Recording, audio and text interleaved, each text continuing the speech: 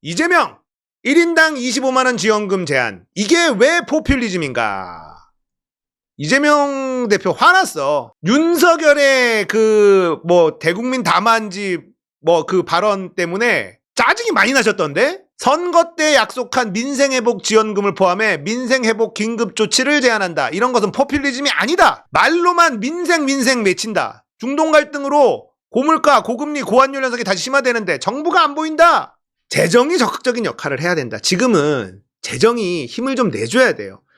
자, 국가의 재정 지출이라는 건요, 대기업한테 안 갑니다. 재정 지출을 하면 그게 지방 교부세든 이렇게 가면 지역에 있는 회사로 가고 다 작은 회사들로 가면서 밑으로 잘 빠져요. 밑으로 잘 빠지는데 이걸 안 하니까 막히죠. 재정 지출 지금 해야 될 타이밍인데 못하고 있죠. 바보들이에요. 자, 그리고 이재명 대표가 윤석열한테 좀 어려운 숙제를 냈어. 민생회복지원금 13조, 그리고 저금리 대안대출 2배 확대, 소상공인 전통시장 자금 4천억, 소상공인 에너지 비용 지원하는데 3천억 준비하라 윤석열. 이거 포퓰리즘 아니다. 이렇게 했는데 윤석열은 이런 거 들으면 짜증날 텐데, 이러니까는 이재명을 만나기 싫은 거야.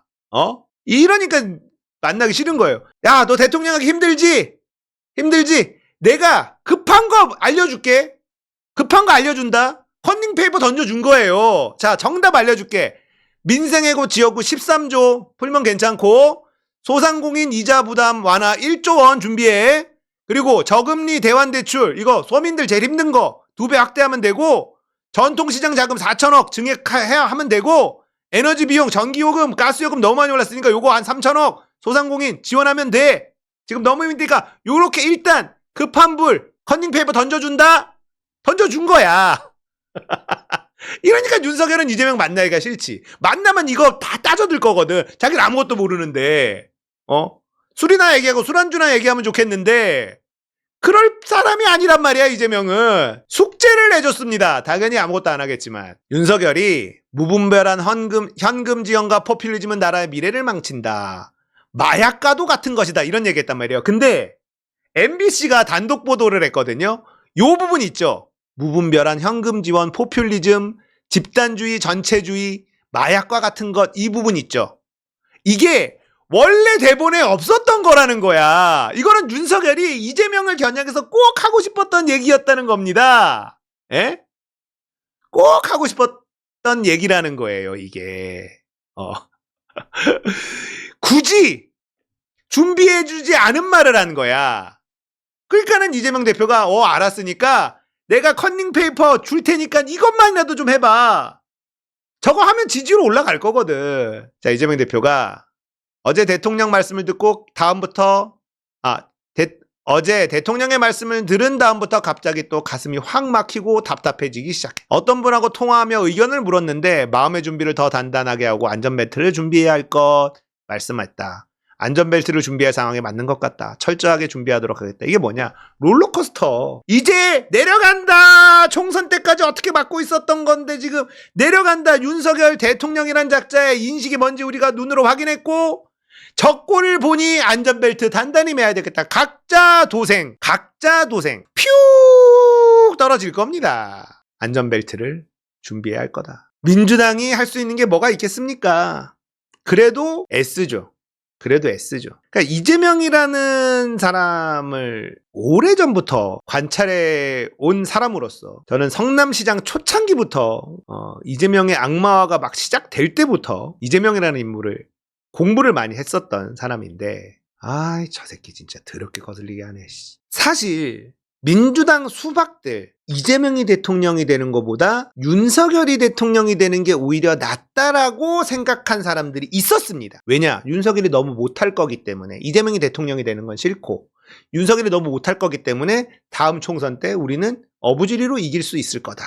어찌 보면 총선 결과상 그 얘기가 맞았죠. 문제는 자기네들이 공천을 못 받았네. 당원들이 싹 다 날려버렸네. 어부지리로 선거를 쉽게 한 부분도 있을 겁니다. 윤석열의 실정 때문에. 그러면 이재명이라는 정치인도 전략적으로 그래, 한번 망해봐라.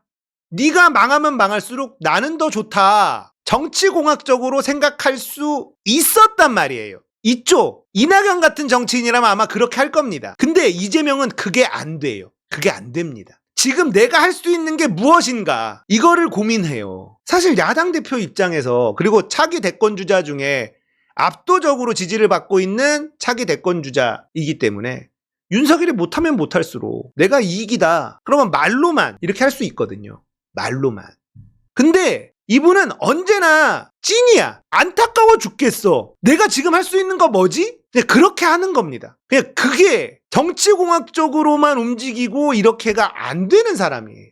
그래서 제가 이재명을 좋아합니다. 이재명은 그런 사람이에요.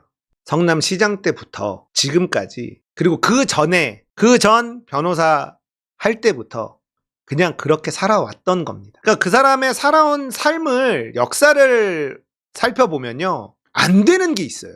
아, 저 사람은 저게 되고 저런 게 안 되는구나.